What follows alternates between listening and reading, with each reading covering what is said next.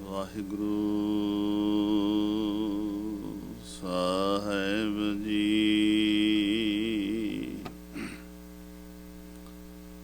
ਸਦ ਜੀਵਨ ਅਰਜਨ ਅਮੋਲ, ਆਜੋਨੀ ਸੰਭਵ ਪੈ ਭੰਜਨ, ਪਰ ਦੁਖ ਨਿਵਾਰ, ਅਪਾਰ ਅਨਮ ਭਉ, ਅਗਹ ਗਹਿਣ, ਭ੍ਰਾਂਤ ਦਹਿਣ, ਸੀਤਲ ਸੁਖ ਦਾਤਾ, ਅਸੰਭਵ ਉਦਵਿਓ, ਪੁਰਖ ਪੂਰਨ ਬੇਧਾਤਾ। ਨਾਨਕ ਆਦ ਅੰਗਦ ਅਮਰ, ਸਤਿਗੁਰ ਸ਼ਬਦ ਸਮਾਇਓ,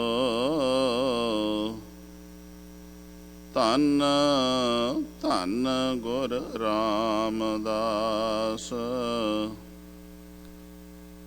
ਗੁਰ ਜਿਨ ਪਾਰਸ ਪਰਸ ਮਿਲਾਇਓ, ਧੰਨ ਧੰਨ ਗੁਰ ਰਾਮਦਾਸ। ਗੁਰ ਜਿਨ ਪਾਰਸ ਪਰਸ ਮਿਲਾਇਓ।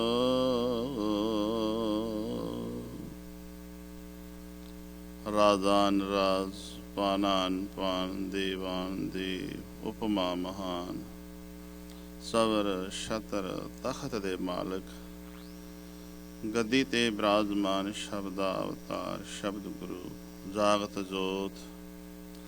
ਧੰਨ ਧੰਨ ਸਾਹਿਬ ਸ੍ਰੀ ਗੁਰੂ ਗ੍ਰੰਥ ਸਾਹਿਬ ਜੀ, ਤਿੰਨਾਂ ਦੇ ਪਾਵਨ ਹਜ਼ੂਰੀ ਅੰਦਰ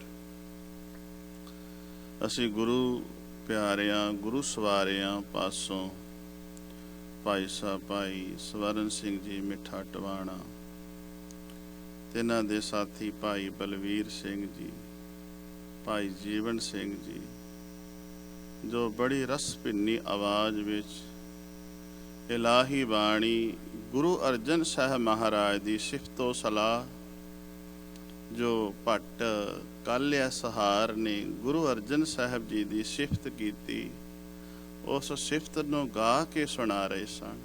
ਆਓ ਇਸ ਸਿਫਤ ਵਿੱਚ ਭੱਟ ਕਾਲਿਆ ਸਹਾਰ ਨੇ ਕੀ ਕਿਹਾ, ਗੁਰੂ ਅਰਜਨ ਸਾਹਿਬ ਜੀ ਦੀ ਕਿਵੇਂ ਸਿਫਤ ਕਰਦੇ ਨੇ, ਆਓ ਉਸ ਸਿਫਤ ਨੂੰ ਆਪਾਂ ਵਿਚਾਰੀਏ।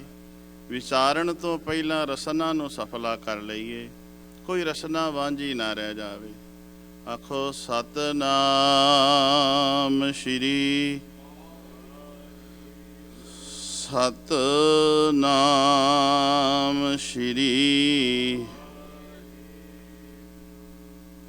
ਗੁਰੂ ਰੂਪ ਸਾਧ ਸੰਗਤ, ਮੈਂ ਪ੍ਰਕਰਣ ਬਣਾਇਆ ਕਿ ਧੰਨ ਗੁਰੂ ਅਰਜਨ ਸਾਹਿਬ ਮਹਾਰਾਜ ਜੀ ਦੀ ਸ਼ਹਾਦਤ ਦਾ ਕਾਰਨ ਕੀ ਹੈ, ਸ਼ਹੀਦ ਹੋਣ ਦਾ ਕਾਰਨ ਕੀ ਹੈ। ਇੱਕ ਪਾਸੇ ਭੱਟ ਕਾਲਿਆ ਸਹਾਰ ਵੇਖੋ, ਗੁਰੂ ਸਾਹਿਬ ਜੀ ਦੀ ਇੰਨੀ ਵਡਿਆਈ ਉਸਤਤ ਕਰਦੇ ਨੇ। ਇੱਕ ਪਾਸੇ ਉਹ ਲੋਕ ਜਿਹੜੇ ਪਾਤਸ਼ਾਹ ਨੂੰ ਤਤੀ ਤਵੀ ਤੇ ਬਿਠਾਉਂਦੇ।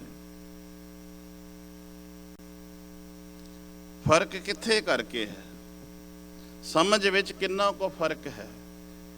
ਮੇਰੇ ਸਾਹਿਬ ਜੀ ਬਖਸ਼ਿਸ਼ ਕਰਦੇ ਨੇ, ਅੱਜ ਦੇ ਹੁਕਮ ਵਿੱਚ ਵੀ ਮੇਰੇ ਸਤਿਗੁਰਾਂ ਨੇ ਜੋ ਫਰਮਾਇਆ, ਹਸਤੀ ਸਿਰ ਜੋ ਅੰਕਸ਼ ਹੈ, ਅਹਰਣ ਜਿਉ ਸਿਰ ਦੇ, ਮਨ ਤਨ ਆਗੈ ਰਾਖ ਕੈ, ਊਬੀ ਸੇਵ ਕਰੇ।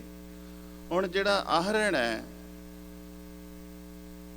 ਆਹਰਣ ਜਿਹੜਾ ਰੋਜ਼ ਸੱਟਾਂ ਸਹਿੰਦਾ, ਉਹਦੇ ਉੱਤੇ ਵਦਾਨ ਚੱਲਦਾ ਹੈ, ਪਰ ਜਦੋਂ ਆਹਰਣ ਦੇ ਉੱਤੇ ਸੱਟ ਪੈਂਦੀ ਹੈ ਨਾ, ਜਿਹੜਾ ਸੁਨਿਆਰਾ ਏ ਸੋਨਾ ਘੜ ਕੇ ਬੜੇ ਸੋਹਣੇ ਗਹਿਣੇ ਤਿਆਰ ਕਰ ਦਿੰਦਾ, ਪਰ ਸੱਟ ਆਹਰਣ ਤੇ ਪੈ ਰਹੀ ਹੈ। ਲੋਹਾਰ ਆਹਰਣ ਉੱਤੇ ਰੱਖ ਕੇ ਲੋਹਾ ਕੁੱਟਦਾ ਏ, ਬੜੇ ਸੋਹਣੇ ਉਸ ਸ਼ਸਤਰ ਬਣਾ ਦਿੰਦਾ ਹੈ। ਬੜੀਆਂ ਸੋਹਣੀਆਂ ਉਹ ਆਈਟਮਾਂ ਤਿਆਰ ਕਰ ਦਿੰਦਾ ਹੈ, ਪਰ ਸੱਟ ਅਹਰਣ ਤੇ ਪੈ ਰਹੀ ਹੈ। ਬਦਾਨ ਜਿਹੜਾ ਹੈ ਉਹ ਅਹਰਣ ਦੇ ਉੱਤੇ ਚੱਲ ਰਿਹਾ ਹੈ। ਧੰਨ ਗੁਰੂ ਅਰਜਨ ਸਾਹਿਬ ਮਹਾਰਾਜ, ਤੁਸੀਂ ਕਿੰਨਿਆਂ ਲੋਕਾਂ ਦੇ ਮਨੁੱਖਤਾ ਦਾ ਜੀਵਨ ਸੁਧਾਰ ਰਹੇ ਹੋ, ਭੁੱਲਿਆਂ ਨੂੰ ਰਾਹੇ ਪਾ ਰਹੇ ਹੋ। ਜਿਵੇਂ ਬਦਾਨ ਦੀਆਂ ਚੋਟਾਂ ਅਹਰਣ ਨੂੰ ਸਹਿਣੀਆਂ ਪੈਂਦੀਆਂ ਨੇ ਦਾਤਿਆ, ਤੁਸੀਂ ਦੂਸਰਿਆਂ ਦੇ ਜੀਵਨ ਸੰਵਾਰਨ ਲਈ ਕੀ ਆਪ ਐਵੇਂ ਚੋਟਾਂ ਸਹਿਣ ਕਰ ਰਹੇ ਹੋ? ਐਵੇਂ ਬਦਾਨ ਦੀਆਂ ਚੋਟਾਂ ਜਿਵੇਂ ਅਹਰਣ ਸਹਿੰਦਾ ਹੈ, ਐਵੇਂ ਸਹਿਣ ਕਰ ਰਹੇ ਹੋ। ਧਿਆਨ ਦਿਆ ਜੇ। ਮੇਰੇ ਪਾਤਸ਼ਾਹ ਜੀ ਕਹਿੰਦੇ ਨੇ, ਮਨ ਤਨ ਆਗੈ ਰਾਖ ਕੈ। ਮਨ ਅਤੇ ਨਾਲ ਅੱਗੇ ਆਇਆ ਤਨ। ਆਗੈ ਰਾਖ ਕੈ ਊ ਵੀ ਸੇਵ ਕਰੇ। ਊ ਵੀ ਤੋਂ ਭਾਵ ਹੈ ਸੁਚੇਤ ਹੋਣਾ। ਸੁਚੇਤ ਹੋ ਕੇ ਉਸ ਮਾਲਕ ਦੇ ਚਰਨਾਂ ਨਾਲ ਜੁੜਨਾ। ਹੁਣ ਕਬੀਰ ਜੀ ਦੇਖੋ ਕੀ ਕਹਿੰਦੇ ਨੇ, ਹਸਤੋ ਜਾਏ ਸਰੋਵਤ ਆਵੇ। ਖੇਡ ਕਿਸ ਤਰ੍ਹਾਂ ਵਾਪਰਦੀ ਹੈ? ਇਹ ਖੇਡ ਹੈ ਤੇ ਰਮਜ ਹੈ। ਰਮਜ ਸਮਝ ਆਉਣੀ ਚਾਹੀਦੀ ਹੈ। ਜਿਹਨੂੰ ਰਮਜ ਸਮਝ ਆ ਗਈ ਉਹ ਗੁਰੂ ਦਾ ਹੋ ਗਿਆ, ਜਿਹਨੂੰ ਰਮਜ ਸਮਝ ਨਹੀਂ ਆਈ ਉਹ ਦੂਰ ਦੂਰ ਤੁਰਿਆ ਫਿਰਦਾ ਹੈ। ਹਸਤੋ ਜਾਏ ਸੋ ਰੋਵਤ ਆਵੇ, ਰੋਵਤ ਜਾਏ ਸੋ ਹਸੈ। ਹੁਣ ਦੇਖਿਆ ਜੇ ਖੇਡ ਵਾਪਰਦੀ ਕੀ ਪਈ ਹੈ। ਹਸਤੋ ਜਾਏ ਸੋ ਰੋਵਤ ਆਵੇ। ਜਿਹੜਾ ਹੱਸਦਾ ਜਾਂਦਾ ਹੈ ਉਹ ਰੋਂਦਾ ਆਉਂਦਾ ਹੈ, ਜਿਹੜਾ ਰੋਂਦਾ ਜਾਂਦਾ ਹੈ ਉਹ ਹੱਸਦਾ ਆਉਂਦਾ ਹੈ। ਹੁਣ ਸਾਨੂੰ ਤੇ ਇਹ ਖੇਡ ਨਹੀਂ ਨਾ ਚੰਗੀ ਲੱਗਦੀ। ਇਹ ਤਾਂ ਭਗਤਾਂ ਨੂੰ ਹੀ ਪਤਾ ਹੈ, ਭਗਤ ਕਬੀਰ ਜੀ ਨੂੰ ਹੀ ਪਤਾ ਹੈ ਵੀ ਜਿਹੜਾ ਹੱਸਦਾ ਜਾਏ ਉਹ ਰੋਂਦਾ ਆਉਂਦਾ ਹੈ, ਰੋਂਦਾ ਜਾਏ ਉਹ ਹੱਸਦਾ ਆਉਂਦਾ ਹੈ। ਹੁਣ ਧਿਆਨ ਦਿਆ ਜੇ, ਜਨਨੀ ਜਾਣਤ ਸੁਤ ਵੱਡਾ ਹੋਤ ਹੈ। ਇਹਨੂੰ ਮੈਂ ਖੋਲਣ ਵਾਸਤੇ ਇਸ ਗੱਲ ਤੁਕ ਨੂੰ ਲਿਆ ਮੈਂ। ਇਤਨਾ ਕੋ ਨਾ ਜਾਣੈ ਜੇ ਦਿਨ ਦਿਨ ਅਵਧ ਘਟਤ ਹੈ। ਹੁਣ ਮਾਂ ਕਹਿੰਦੀ ਹੈ ਪੁੱਤਰ ਮੇਰਾ ਵੱਡਾ ਹੋ ਰਿਹਾ ਹੈ, ਕਾਲ ਕਹਿੰਦਾ ਨਹੀਂ ਭੋਲੀਏ ਤੇ ਛੋਟਾ ਹੋ ਰਿਹਾ। ਹੁਣ ਗੱਲ ਤੇ ਰਮਜ ਸਮਝਦੀ ਹੈ ਨਾ। ਮਾਂ ਕਹਿ ਰਹੀ ਹੈ ਅੱਜ ਮੇਰਾ ਪੁੱਤਰ ਸਾਲ ਦਾ ਹੋ ਗਿਆ, ਉਹਦਾ ਜਨਮ ਦਿਨ ਮਨਾਇਆ ਗਿਆ, ਕੇਕ ਕੱਟੇ ਗਏ, ਬੜੀਆਂ ਖੁਸ਼ੀਆਂ ਮਨਾਈਆਂ ਗਈਆਂ ਕਿ ਉਹਨੂੰ ਪਤਾ ਹੈ ਕਿ ਸਾਲ ਦਾ ਹੋ ਗਿਆ, ਖੁਸ਼ੀਆਂ ਮਨਾਈਆਂ ਜਾ ਰਹੀਆਂ ਨੇ, ਵੱਡਾ ਹੋ ਗਿਆ। ਪਰ ਜਿਨ੍ਹਾਂ ਨੂੰ ਰਮਜ ਸਮਝ ਆਉਂਦੀ ਹੈ ਉਹ ਧਿਆਨ ਦਿਆ ਜੇ, ਗੁਰੂ ਕੀ ਬਾਣੀ ਦੇ ਨਾਲ ਜਿਹੜੇ ਜੁੜਦੇ ਨੇ। ਬਾਣੀ ਕਹਿੰਦੀ ਹੈ ਨਹੀਂ ਭੋਲੀਏ ਤੇ ਨਿੱਕਾ ਹੋ ਗਿਆ, ਇਹ ਤੇ 1 ਸਾਲ ਇਹਦੀ ਆਯੂ ਘਟ ਗਈ ਹੈ, ਉਮਰ ਘਟ ਗਈ ਹੈ, 1 ਸਾਲ ਘਟ ਗਈ ਹੈ। ਦਿਨ ਤੇ ਪਹਿਰ, ਪਹਿਰ ਤੇ ਘਰੀਆਂ ਆਵ ਘਟੈ।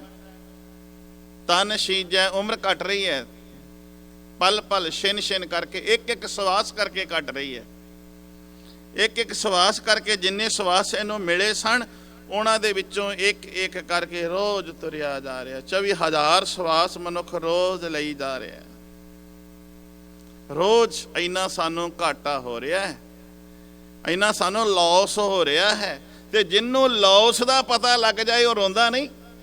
ਜਦੋਂ ਕਿਸੇ ਦਾ ਲੌਸ ਹੋ ਜਾਏ, ਜਦੋਂ ਕਿਸੇ ਨੂੰ ਘਾਟਾ ਪੈ ਜਾਏ, ਸੱਚ ਜਾਣਿਓ ਰੋਂਦਾ ਹੈ। ਤੇ ਜਦੋਂ ਲੌਸ ਹੋ ਜਾਏ, ਜਿਹਨੂੰ ਘਾਟਾ ਪੈ ਜਾਏ, ਉਹਦੇ ਅੱਖਾਂ ਦੇ ਅਥਰੂ ਨਹੀਂ ਮੁੱਕਦੇ, ਸੁੱਕਦੇ ਨਹੀਂ।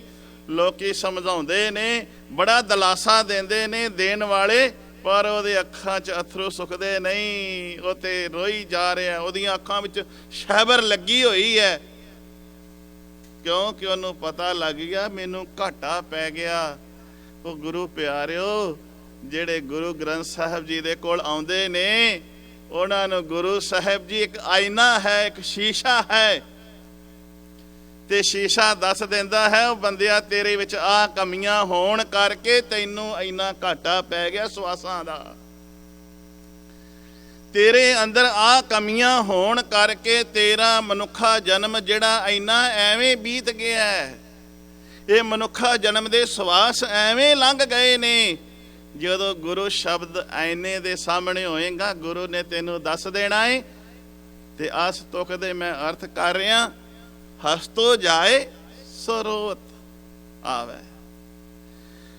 ਪਰ ਜਿਹੜਾ ਹੱਸਦਾ ਜਾਂਦਾ ਹੈ ਉਹ ਰੋਂਦਾ ਕਿਉਂ ਆਉਂਦਾ ਹੈ? ਕਿ ਉਹਨੂੰ ਆਪਣੇ ਜੀਵਨ ਦਾ ਪਤਾ ਲੱਗ ਗਿਆ ਕਿ ਮੇਰੇ ਇੰਨੇ ਸਵਾਸ ਮਨੁੱਖਾ ਜਨਮ ਜਿਹੜਾ ਮਿਲਿਆ ਸੀ ਇੰਨੇ ਐਵੇਂ ਵਿਅਰਥ ਤੁਰ ਗਏ ਨੇ। ਉਹਦੇ ਅੰਦਰ ਫਿਰ ਬੈਰਾਗ ਪੈਦਾ ਹੁੰਦਾ ਹੈ। ਤੇ ਜਦੋਂ ਬੈਰਾਗ ਪੈਦਾ ਹੋ ਜਾਵੇ ਉਦੋਂ ਫਿਰ ਅੱਖਾਂ ਦੇ ਵਿੱਚ ਝੜੀ ਲੱਗ ਜਾਂਦੀ ਹੈ। ਉਦੋਂ ਫਿਰ ਨੇਤਰਾਂ ਦੇ ਵਿੱਚੋਂ ਨੀਰ ਵਹਿ ਚੱਲੇ ਜੀਓ। ਫਿਰ ਉਦੋਂ ਨੀਰ ਵਗਦਾ ਹੈ, ਉਦੋਂ ਨੀਰ ਵਗਣਾ ਸ਼ੁਰੂ ਹੋ ਜਾਂਦਾ ਹੈ, ਬੈਰਾਗ ਆ ਜਾਂਦਾ ਹੈ। ਹੁਣ ਇਹਦੇ ਅਰਥ ਕਲੀਅਰ ਹੋ ਗਏ ਨਾ। ਹਸਤੋ ਜਾਏ ਸੋ ਰੋਵਤ ਆਵੇ। ਜਿਹੜਾ ਜਾਂਦਾ ਹੈ ਗੁਰੂ ਕੋਲ ਹੱਸਦਾ ਔਰ ਰੋਂਦਾ ਕਿਉਂ ਵਾਪਸ ਮੁੜਦਾ ਹੈ?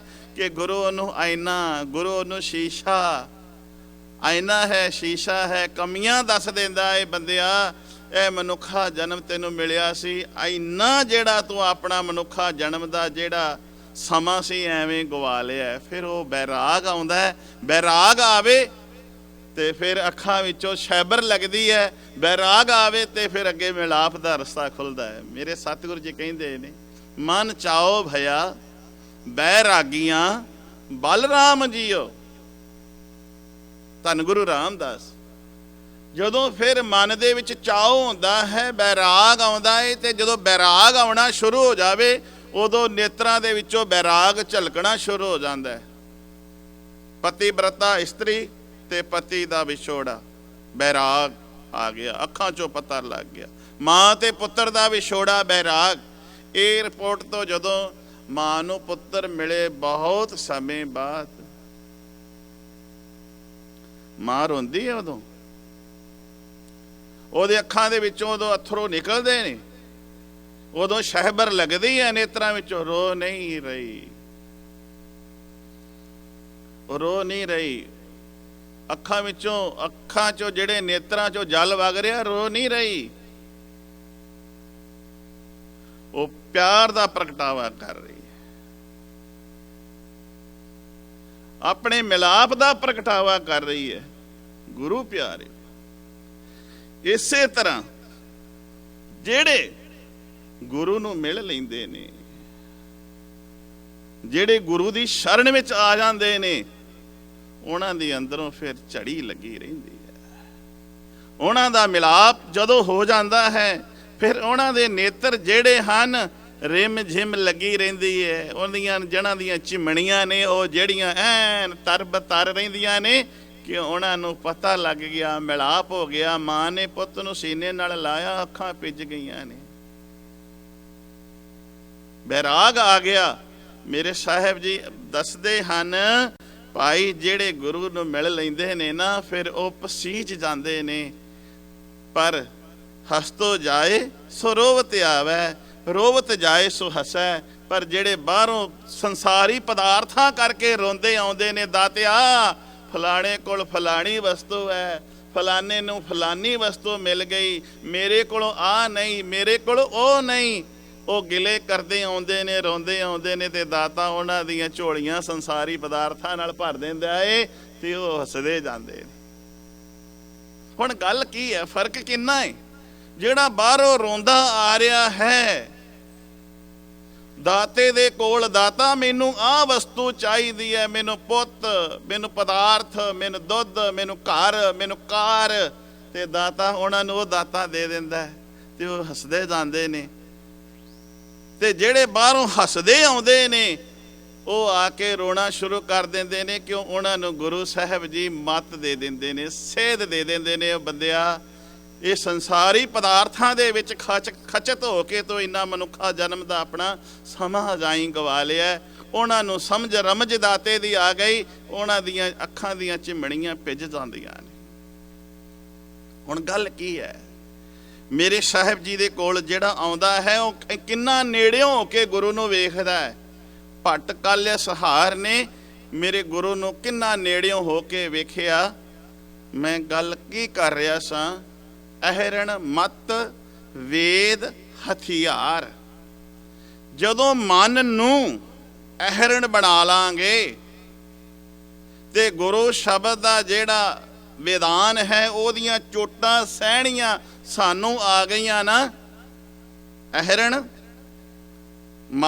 ਮਤ ਨੂੰ ਬਣਾ ਲਓ ਅਹਿਰਣ, ਤੇ ਜਿਹੜਾ ਵਿਧਾਨ ਹੈ ਥੋੜਾ ਜਿਹਨੂੰ ਅਸੀਂ ਕਹਿੰਦੇ ਆ ਉਹ ਬਣਾ ਲਓ ਗੁਰੂ ਦੇ ਸ਼ਬਦ ਨੂੰ।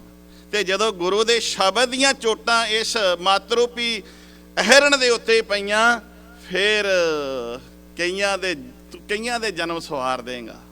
ਕਈਆਂ ਦੇ ਜਨਮ ਸਵਾਰ ਦਿੰਦਾ ਹੈ ਬੰਦਾ ਜਦੋਂ ਮਤ ਦੇ ਇਸ ਮਤ ਰੂਪੀ ਉੱਤੇ ਸ਼ਬਦ ਗੁਰੂ ਦਾ ਵਿਧਾਨ ਪੈਂਦਾ ਹੈ ਨਾ। ਇਹ ਬੜਾ ਬਰੀਕੀ ਜੀ ਦਾ ਵਿਸ਼ਾ ਹੈ, ਥੋੜਾ ਜਿਹਾ ਧਿਆਨ ਦੇਣ ਵਾਲੀ ਗੱਲ ਹੈ। ਐਵੇਂ ਨਹੀਂ ਇਹ ਤੇ ਉੱਤੋਂ ਗੱਲ ਲੰਘ ਜਾਣੀ ਹੈ ਜੇ ਨਾ ਆਪਾਂ ਧਿਆਨ ਦਿੱਤਾ ਤਾਂ। ਮਤ ਜਿਵੇਂ ਅਹਿਰਣ ਹੈ, ਵਿਧਾਨ ਉਹਦੇ ਉੱਤੇ ਵੱਜਦਾ ਹੈ ਤੇ ਜਿਹੜਾ ਸੁਨਿਆਰਾ ਹੈ ਉਹ ਸੋਨੇ ਨੂੰ ਘੜ ਦਿੰਦਾ ਹੈ। ਕਿੰਨੇ ਸੋਹਣੇ ਗਹਿਣੇ ਬਣਦੇ ਨੇ, ਉਹਨਾਂ ਦਾ ਮੁੱਲ ਪੈ ਜਾਂਦਾ ਏ। ਲੋਹਾਰ ਜਦੋਂ ਲੋਹਾ ਵਿਧਾਨ ਉੱਤੇ ਰੱਖ ਕੇ ਕੁੱਟਦਾ ਏ ਤੇ ਕਈ ਕੁਛ ਉਹ ਸ਼ਸਤਰ ਬਣਾ ਦਿੰਦਾ ਏ, ਤੇ ਉਸ ਲੋਹੇ ਨੂੰ ਘੜਿਆ ਹੋਇਆ ਵਿਧਾਨ ਦੇ ਉੱਤੇ ਰੱਖ ਕੇ ਉਹਦਾ ਬਾਜ਼ਾਰ 'ਚ ਮੁੱਲ ਪੈਂਦਾ ਹੈ। ਮੇਰੇ ਪਾਤਸ਼ਾਹ ਜੀ ਕਹਿੰਦੇ ਨੇ, ਇਹ ਮਨੁੱਖ ਜਦੋਂ ਤੇਰੀ ਮਤ ਰੂਪੀ ਅਹਿਰਣ ਦੇ ਉੱਤੇ ਗੁਰੂ ਸ਼ਬਦ ਦਾ ਵਿਧਾਨ ਪਿਆ ਨਾ, ਤੂੰ ਆਪਣਾ ਤੇ ਜਨਮ ਸਵਾਰ ਹੀ ਲਏਗਾ ਤੇ ਤੂੰ ਹੋਰਾਂ ਦਾ ਵੀ ਕਈਆਂ ਦਾ ਸਵਾਰ ਦੇਏਗਾ। ਜਦੋਂ ਗੁਰੂ ਸ਼ਬਦ ਨੂੰ ਤੂੰ ਆਪਣੀ ਮਤ ਰੂਪੀ ਅਹਿਰਣ ਦੇ ਉੱਤੇ ਸਹਿਣਾ ਸ਼ੁਰੂ ਕਰ ਲਿਆ। ਹੁਣ ਜਿਨ੍ਹਾਂ ਦੇ ਜਨਮ ਸਵਰ ਗਏ ਉਹ ਗੁਰੂ ਦੀ ਉਸਤਤ ਕਰਦੇ ਨੇ। ਕਿਵੇਂ? ਸਦ ਜੀਵਨ ਅਰਜਨ ਅਮੋਲ, ਪਟ ਘਲ ਸਹਾਰ, ਉਹਦਾ ਜੀਵਨ ਸਵਰਿਆ ਹੋਇਆ ਹੈ। ਤੇ ਉਹ ਗੁਰੂ ਅਰਜਨ ਸਾਹਿਬ ਮਹਾਰਾਜ ਨੂੰ ਕਿੰਨਾ ਨੇੜਿਓਂ ਹੋ ਕੇ ਵੇਖਦੇ ਨੇ। ਅਸੀਂ ਕਿੰਨਾ ਦੂਰੋਂ ਹੋ ਕੇ ਗੁਰੂ ਨੂੰ ਵੇਖਦੇ ਹਾਂ, ਉਹ ਕਿੰਨਾ ਨੇੜਿਓਂ ਹੋ ਕੇ ਵੇਖਦੇ ਨੇ। ਅਸੀਂ ਦੂਰੋਂ ਹੀ ਵੇਖਦੇ ਹਾਂ, ਪ੍ਰਕਰਮਾ ਕਰਨੇ ਆ, ਮੱਥਾ ਟੇਕਨੇ ਆ, ਗਾਂਹ ਜਾਂਦੇ ਆ, ਨੇੜਿਓਂ ਨਹੀਂ ਵੇਖਦੇ। ਗੁਰੂ ਦੇ ਨੇੜੇ ਨਹੀਂ ਜਾਂਦੇ। ਨੇੜੇ ਸਾਨੂੰ ਜਾਣ ਵੀ ਨਹੀਂ ਦਿੱਤਾ ਜਾਂਦਾ। ਨੇੜੇ ਇਸ ਕਰਕੇ ਨਹੀਂ ਜਾਣ ਦਿੱਤਾ ਜਾਂਦਾ, ਜੇ ਅਸੀਂ ਨੇੜੇ ਆ ਗਏ ਤੇ ਫਿਰ ਜਿਹੜੇ ਨੇੜੇ ਹੈਗੇ ਨੇ, ਜਿਹੜੇ ਗੁਰੂ ਦੀ ਸਾਨੂੰ ਗੱਲ ਸੁਣਾਉਣ ਵਾਲੇ ਜਾਂ ਗੁਰੂ ਵੱਲੋਂ ਉਪਦੇਸ਼ ਦੇ ਕੇ ਸਾਨੂੰ ਆਪਣੇ ਆਪ ਸਿਆਣੇ ਕਹਾਉਣ ਵਾਲੇ, ਵੱਡੇ ਵੱਡੇ ਚੋਲਿਆਂ ਵਾਲੇ, ਫਿਰ ਉਹਨਾਂ ਦੀ ਤੇ ਗੱਲ ਜਾਂਦੀ ਰਹਿਣੀ ਹੈ, ਕਿਉਂਕਿ ਅਸੀਂ ਆਪ ਨੇੜੇ ਆ ਗਏ। ਇਸ ਕਰਕੇ ਸਾਨੂੰ ਨੇੜੇ ਨਹੀਂ ਆਉਣ ਦਿੱਤਾ ਵੀ ਜਾਂਦਾ ਵੀ ਗੁਰੂ ਗ੍ਰੰਥ ਸਾਹਿਬ ਜੀ ਦੀ ਸ਼ਤਾਬਿਆਂ ਨਾ ਬਿਆ ਜੇ, ਪਾਠ ਨਾ ਕਰਿਆ ਜੇ, ਤੁਸੀਂ ਗ੍ਰਸਤੀ ਹੋ, ਮੂੰਹ ਤੋਂ ਥੁੱਕ ਡਿੱਗ ਜਾਏਗਾ, ਕਿਸੇ ਇਸ਼ਨਾਨ ਕਰਕੇ ਬਈਦਾ। ਮੈਂ ਕਹਿੰਦਾ ਇਸ਼ਨਾਨ ਕਰੋ, ਪਵਿੱਤਰਤਾ ਜ਼ਰੂਰ ਰੱਖੋ, ਪਰ ਇੰਨਾ ਵੀ ਨਹੀਂ ਹੈ ਕਿ ਗੁਰੂ ਗ੍ਰੰਥ ਸਾਹਿਬ ਜੀ ਦੇ ਨੇੜੇ ਹੀ ਨਾ ਆਵੋ। ਤੁਸੀਂ ਨੇੜੇ ਹੀ ਨਾ ਆਵੋ ਕਿ ਜੋ ਤੁਹਾਨੂੰ ਪਤਾ ਹੀ ਨਾ ਲੱਗੇ ਵੀ ਸਾਡਾ ਗੁਰੂ ਸਾਨੂੰ ਬਾਪੂ ਆਖ ਕੀ ਰਿਹਾ ਹੈ। ਪਵਿੱਤਰਤਾ ਰੱਖਣੀ ਚੰਗੀ ਗੱਲ ਹੈ, ਇਸ਼ਨਾਨ ਕਰੋ, ਪਰ ਇੰਨਾ ਹੀ ਨਾ ਦੂਰੀਆਂ ਬਣਾ ਲਓ ਕਿ ਗੁਰੂ ਦੇ ਕੋਲੋਂ ਅਸੀਂ ਆਈਏ ਨਾ ਤੇ ਗੁਰੂ ਦੀ ਰਮਜ ਸਾਡੇ ਖਾਨੇ ਵਿੱਚ ਪਵੇ ਨਾ। ਅਸੀਂ ਹਮੇਸ਼ਾ ਹੀ ਦੂਸਰੇ ਉੱਤੇ ਡਿਪੈਂਡ ਹੀ ਰਹੀਏ ਵੀ ਸਾਨੂੰ ਕੋਈ ਗੁਰੂ ਦੀ ਗੱਲ ਸੁਣਾਵੇ। ਨਹੀਂ, ਆਪ ਸੁਣੋ, ਗੁਰੂ ਬੋਲਦਾ ਹੈ, ਗੁਰੂ ਸਾਨੂੰ ਬੋਲ ਕੇ ਦੱਸਦਾ ਹੈ, ਨੇੜੇ ਆਓ ਤੇ ਸਹੀ। ਹੁਣ ਜਿਹੜੇ ਨੇੜੇ ਆਏ ਨੇ, ਜਿਨ੍ਹਾਂ ਨੇ ਨੇੜਿਓਂ ਹੋ ਕੇ ਗੁਰੂ ਅਰਜਨ ਸਾਹਿਬ ਮਹਾਰਾਜ ਨੂੰ ਵੇਖਿਆ, ਉਹ ਕੀ ਕਹਿੰਦੇ ਨੇ? ਸਦ ਜੀਵਨ ਅਰਜਨ ਅਮੋਲ। ਹੇ ਗੁਰੂ ਅਰਜਨ ਸਾਹਿਬ ਮਹਾਰਾਜ ਜੀ, ਤੁਸੀਂ ਤੇ ਸਦਾ ਜੀਵਤ ਹੋ, ਸਦਾ ਜੀਵਿਤ ਹੋ। ਹੁਣ ਵੀ ਹੋ, ਪਹਿਲਾਂ ਵੀ ਸੀ ਤੇ ਆਉਣ ਵਾਲੇ ਸਮੇਂ ਵਿੱਚ ਵੀ ਹੋਗੇ। ਅਰਜਨ ਅਮੋਲ, ਹੇ ਦਾਤਾ ਤੁਸੀਂ ਅਮੋਲਕ ਹੋ, ਤੁਹਾਡਾ ਕੋਈ ਮੁੱਲ ਨਹੀਂ ਹੈ। ਅਜੋਨੀ ਸੰਭਵ, ਤੁਸੀਂ ਜੂਨਾਂ ਤੋਂ ਰਹਿਤ ਹੋ। ਜਿਸੀ ਰੋਜ਼ ਪੜ੍ਹਦੇ ਹਨ, ਅਜੋਨੀ ਸੈਭੰ ਗੁਰ ਪ੍ਰਸਾਦ, ਜੂਨਾਂ ਤੋਂ ਰਹਿਤ। ਜਦੋਂ ਜਿਵੇਂ ਪ੍ਰਮਾਤਮਾ ਜਿਹੜਾ ਹੈ ਆਪਣੇ ਆਪ ਤੋਂ ਪ੍ਰਕਾਸ਼ਮਾਨ ਹੋਇਆ ਹੈ, ਉਹ ਨਾ ਜੰਮਣ ਵਿੱਚ ਹੈ ਤੇ ਨਾ ਮਰਨ ਵਿੱਚ ਹੈ। ਤੁਹਾਨੂੰ ਕੌਣ ਮਾਰ ਸਕਦਾ? ਤਤੀ ਤਵੀ ਤੇ ਬਿਠਾ ਕੇ ਕੌਣ ਤੁਹਾਨੂੰ ਮੁਕਾ ਸਕਦਾ ਹੈ? ਮੁਕਾਉਣ ਵਾਲੇ ਮੁੱਕ ਜਾਣਗੇ ਦਾਤਿਆ, ਤੂੰ ਕਦੀ ਮੁੱਕਣ ਵਾਲਾ ਨਹੀਂ ਹੈ, ਕਿਉਂਕਿ ਤੁਸੀਂ ਅਜੋਨੀ ਹੋ। ਅਜੋਨੀ ਸੰਭਵ, ਆਪਣੇ ਆਪ ਤੋਂ ਖੁਦ ਬਖੁਦ ਤੁਸੀਂ ਸੰਸਾਰ ਤੇ ਆਏ ਹੋ। ਖੁਦ ਬਖੁਦ ਤੁਸੀਂ ਸੰਸਾਰ ਦੇ ਵਿੱਚ ਉੱਤੇ ਆ ਕੇ ਇਹ ਭਲਾ ਕਰ ਰਹੇ ਹੋ। ਮਨੁੱਖਤਾ ਦਾ ਜੋ ਘਾਣ ਕਰ ਰਹੇ ਸਨ, ਉਹਨਾਂ ਨੂੰ ਤੁਸੀਂ ਸਿੱਧੇ ਰਾਹ ਪਾ ਰਹੇ ਹੋ। ਦਾਤਾ ਜੀ, ਤੁਸੀਂ ਜੂਨਾਂ ਤੋਂ ਰਹਿਤ ਹੋ। ਭੈ ਭੰਜਨ, ਭੈ ਮੀਨਸ ਡਰ। ਤੁਸੀਂ ਮਨੁੱਖਤਾ ਦਾ ਤਤੀ ਤਵੀ ਤੇ ਬਹਿਣ ਤੋਂ ਭਾਵ ਮਨੁੱਖਤਾ ਦਾ ਡਰ ਕੱਢਣਾ। ਜੇ ਗੁਰੂ ਅਰਜਨ ਸਾਹਿਬ ਮਹਾਰਾਜ ਤੁਸੀਂ ਤਤੀ ਤਵੀ ਤੇ ਨਾ ਬਹਿੰਦੇ, ਭਾਈ ਮਤੀ ਦਾਸ ਆਰੇ ਨਾਲ ਨਾ ਚੀਰੇ ਜਾਂਦੇ। ਆਰੇ ਨੂੰ ਵੇਖ ਕੇ ਉਹ ਪਹਿਲਾਂ ਹੀ ਡਰ ਜਾਂਦੇ। ਭਾਈ ਦਿਆਲ ਦਾਸ ਪਾਣੀ ਦੇ ਵਿੱਚ ਉਬਾਲੇ ਨਾ ਖਾਂਦੇ, ਪਾਣੀ ਤਪਦੇ ਨੂੰ ਵੇਖ ਕੇ ਪਹਿਲਾਂ ਹੀ ਹੱਥ ਖੜੇ ਕਰ ਦਿੰਦੇ, ਸਿੱਖੀ ਤੋਂ ਮੁਨਕਰ ਹੋ ਜਾਂਦੇ। ਕਹਿੰਦੇ ਮੈਂ ਸਿੱਖੀ ਨੂੰ ਨਹੀਂ ਅਪਣਾਉਂਦਾ, ਮੇਰੇ ਤੋਂ ਤੱਤੇ ਪਾਣੀ ਵਿੱਚ ਉਬਾਲੇ ਨਹੀਂ ਖਾਦੇ ਜਾਂਦੇ। ਸਤਿਗੁਰੂ ਗੁਰੂ ਅਰਜਨ ਸਾਹਿਬ ਮਹਾਰਾਜ, ਜੇ ਤੁਸੀਂ ਤਤੀ ਤਵੀ ਤੇ ਬੈਠ ਕੇ ਤੱਤਾ ਰੇਤਾ ਨਾ ਸੀਸ ਵਿੱਚ ਪਵਾਉਂਦੇ ਤੇ ਭਾਈ ਸਤੀ ਦਾਸ ਰੂਹ ਵਿੱਚ ਫਿਰ ਨਾ ਸਾੜੇ ਜਾਂਦੇ। ਕਹਿੰਦੇ ਓਏ ਲੋਕੋ ਮੈਨੂੰ ਬਚਾ ਲਓ, ਮੈਂ ਜੀਵਦੇ ਜੀ ਰੂਹ ਵਿੱਚ ਨਹੀਂ ਸੜਨਾ ਚਾਹੁੰਦਾ, ਮੈਂ ਸਿੱਖੀ ਨੂੰ ਤਲਾਂਜਲੀ ਦੇ ਦਿਆਂਗਾ, ਪਰ ਮੈਂ ਇਸ ਜਾਨ ਨੂੰ ਤਲਾਂਜਲੀ ਦੇਣਾ ਨਹੀਂ ਚਾਹੁੰਦਾ।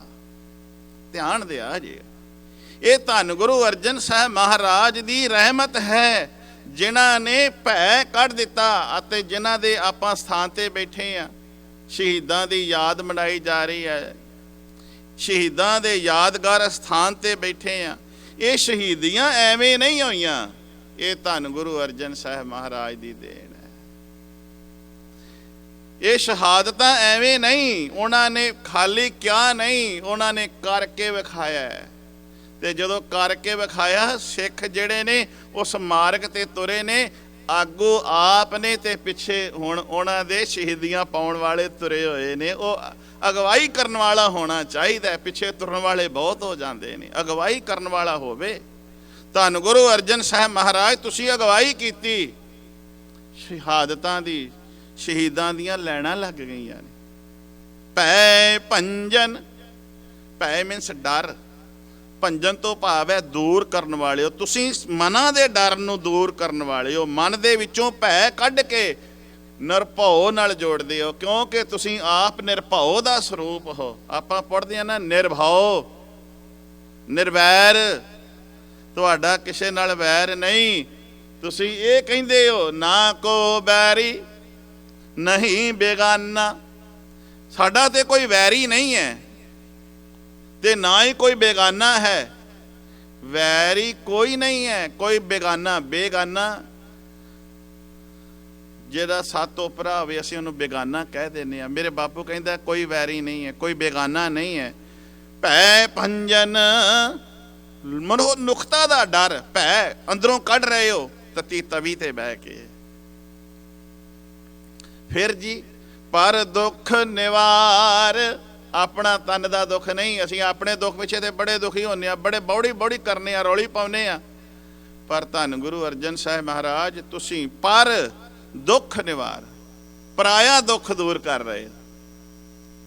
ਅਸੀਂ ਆਪਣੇ ਦੁੱਖ ਵਾਸਤੇ ਤੇ ਅਸੀਂ ਮਰਨ ਨੂੰ ਤਿਆਰ ਹੋ ਜਾਂਦੇ ਆ, ਪਰ ਜਦੋਂ ਕੋਈ ਪਰਾਏ ਦੁੱਖ ਦੀ ਗੱਲ ਹੋਵੇ ਉਦੋਂ ਅਸੀਂ ਅੱਖਾਂ ਮੀਟ ਕੇ ਕੋਲੋਂ ਲੰਘ ਜਾਂਦੇ ਆ। ਉਧਰ ਵੇਂਦੇ ਨਹੀਂ, ਆਪਾਂ ਕੀ ਕਹਿ, ਆਪਾਂ ਇੰਨੀ ਗੱਲ ਕਹਿ ਦਿੰਦੇ, ਆਪਾਂ ਕੀ ਲੈਣਾ ਏ, ਆਪਾਂ ਇਹਦੇ ਵਿੱਚੋਂ ਕੀ ਲੈਣਾ ਹੈ। ਪਰ ਗੁਰੂ ਤੇ ਗੁਰੂ ਦਾ ਸਿੱਖ ਕਹਿੰਦਾ ਨਹੀਂ, ਨਾ ਭੈ ਦੇਣਾ ਏ ਤੇ ਨਾ ਭੈ ਸਹਿਣਾ ਏ। ਗੁਰੂ ਦਾ ਸਿੱਖ ਕਹਿੰਦਾ ਏ ਨਾ, ਸੱਚ ਨੂੰ ਸੱਚ ਕਹਿਣਾ, ਕੰਡੇ ਨੂੰ ਕੰਡਾ ਤੇ ਫੁੱਲ ਨੂੰ ਫੁੱਲ ਕਹਿਣਾ ਹੀ ਕਹਿਣਾ ਏ। ਸ਼ਹਾਦਤ ਦਾ ਅਰਥ ਹੁੰਦਾ ਹੈ ਗਵਾਹ। ਗਵਾਹ ਤੋਂ ਭਾਵ ਹੈ ਸੱਚ ਬੋਲਣਾ, ਸੱਚ ਬੋਲਣਾ। ਸ਼ਹਾਦਤ ਗਵਾਹ, ਗਵਾਹੀ ਭਰਨੀ, ਸੱਚ ਤੇ ਪਹਿਰਾ ਦੇਣਾ। ਧੰਨ ਗੁਰੂ ਅਰਜਨ ਸਾਹਿਬ ਮਹਾਰਾਜ, ਤੁਸੀਂ ਆਪ ਸੱਚ ਤੇ ਪਹਿਰਾ ਦੇ ਰਹੇ ਹੋ। ਕਿਆ? ਪਰ ਦੁੱਖ ਨਿਵਾਰ ਅਪਾਰ ਅਨੰਭਵ, ਤੁਸੀਂ ਅਪਾਰ ਹੋ, ਤੁਹਾਡੀ ਮਹਿਮਾ ਅਪਰੰਪਾਰ ਹੈ, ਤੁਹਾਡਾ ਉਰਾਰ ਨਹੀਂ, ਕੋਈ ਕਰਾਰਾ ਨਹੀਂ ਹੈ। ਤੁਹਾਡੇ ਗੁਣਾਂ ਨੂੰ ਕਿਵੇਂ ਵਰਣਨ ਕਰਾਂ? ਆਗਾਹ ਗਹਿਣ ਭ੍ਰਾਂਤ ਦਹਿਣ। ਆਗਾਹ, ਅਗਾਹ ਤੋਂ ਭਾਵ ਹੈ ਜਿਹੜਾ ਸਾਡੇ ਅਗੰਮ ਅਗੋਚਰਾ, ਤੇਰਾ ਅੰਤ ਨਾ ਪਾਇਆ। ਅਗੋਚਰਾ, ਅਗੰਮ, ਜਿਹੜਾ ਸਾਡੀਆਂ ਇੰਦਰੀਆਂ ਦੀ ਸੋਚ ਤੋਂ ਪਰੇ ਹੈ, ਅਗੰਮ ਹੈ, ਅਗੋਚਰ ਹੈ।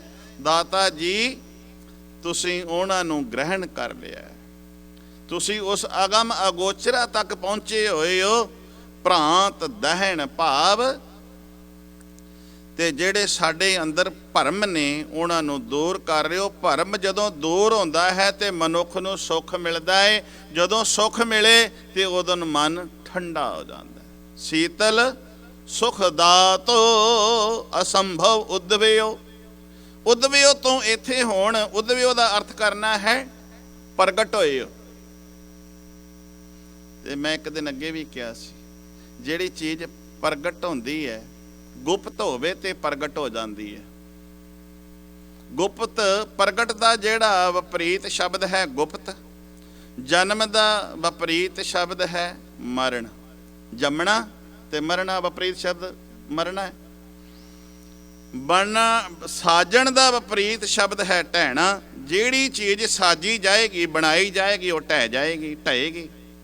ਕੋਠਾ ਬਣਾਇਆ ਹੈ, ਮਕਾਨ ਬਣਾਇਆ ਹੈ, ਬਣਿਆ ਹੈ, ਸਾਜਿਆ ਗਿਆ, ਤਿਆਰ ਕੀਤਾ ਗਿਆ, ਇੱਕ ਦਿਨ ਢਹਿਣਾ ਵੀ ਹੈ। ਜਿਹੜਾ ਜੰਮਿਆ ਉਹਨੇ ਇੱਕ ਦਿਨ ਮਰਨਾ ਵੀ ਹੈ। ਪਰ ਮੇਰੇ ਪਾਤਸ਼ਾਹ ਜੀ ਦੇ ਪਰਥਾਏ ਭੱਟ ਕਾਲਿਆ ਸਹਾਰ ਗੁਰੂ ਅਰਜਨ ਸਾਹਿਬ ਮਹਾਰਾਜ ਤੁਸੀਂ ਪ੍ਰਗਟ ਹੋਏ ਹੋ।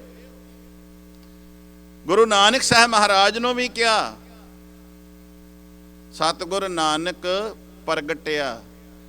ਤੇ ਪ੍ਰਗਟ ਉਹ ਹੁੰਦਾ ਹੈ ਜਿਹੜੀ ਚੀਜ਼ ਹੋਵੇ ਉਹ ਪ੍ਰਗਟ ਹੁੰਦੀ ਹੈ। ਖਾਲਸਾ ਵੀ ਪ੍ਰਗਟਿਆ ਹੈ ਤੇ ਭੱਟ ਕਾਲਿਆ ਸਹਾਰ ਕਹਿੰਦੇ ਨੇ ਆਸੰਭਵ ਉਦਵਿਓ। ਤੁਹਾਡੀ ਜਿਹੜੀ ਉਤਪਤੀ ਹੋਈ ਹੈ ਸਤਿਗੁਰੂ ਜੀ ਉਹ ਜੂਨਾਂ ਤੋਂ ਰਹਿਤ ਹੈ। ਪੁਰਖ ਪੂਰਨ ਬੇਧਾਤੋ ਤੁਸੀਂ ਪੂਰਨ ਪੁਰਖ ਹੋ। ਹੁਣ ਪੂਰਨ ਪੁਰਖ ਕਿਹਨੂੰ ਕਹਿਣਾ ਹੈ?